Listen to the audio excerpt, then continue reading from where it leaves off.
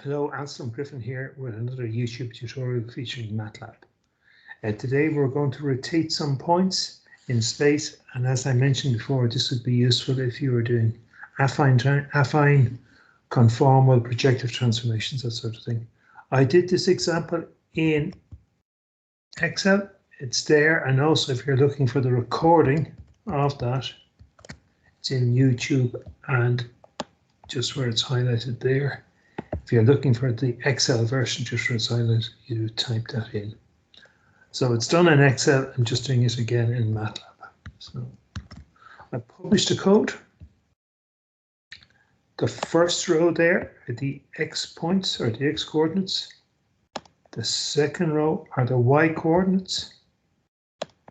So sorry about that. So I just plotted the original points there. So plot all the points. The first row, all the columns. That's what colon means. The second row, all the columns in blue. So blue asterisks. And I made the axis 0 to 5 for that. Sorry for that jumping on you. I then used, in that Excel example, I rotated them by -90. We're rotating about the origin. So if you say cos in Matlab or Excel, it assumes you're talking in radians, but we're using it in degrees. So I use cos d, sine d, minus sine, and cos d. Okay, same as before, just a flick here for 1 second.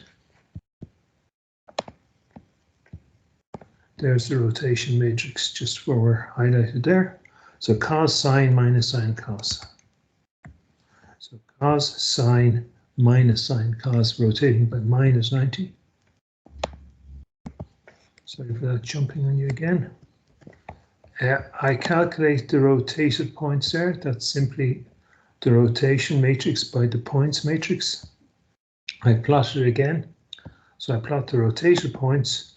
First row, all the columns. Second row, all the columns. And I'm painting them in red asterisks. So I'm making the axis -8 to +8 in both X and Y.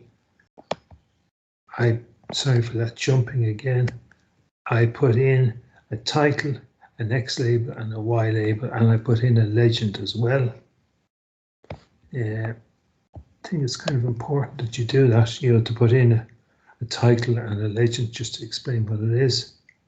And just shrink that just a little bit there. And there we have the points plotted in Matlab. Okay, so hope that helps, and thanks very much for listening.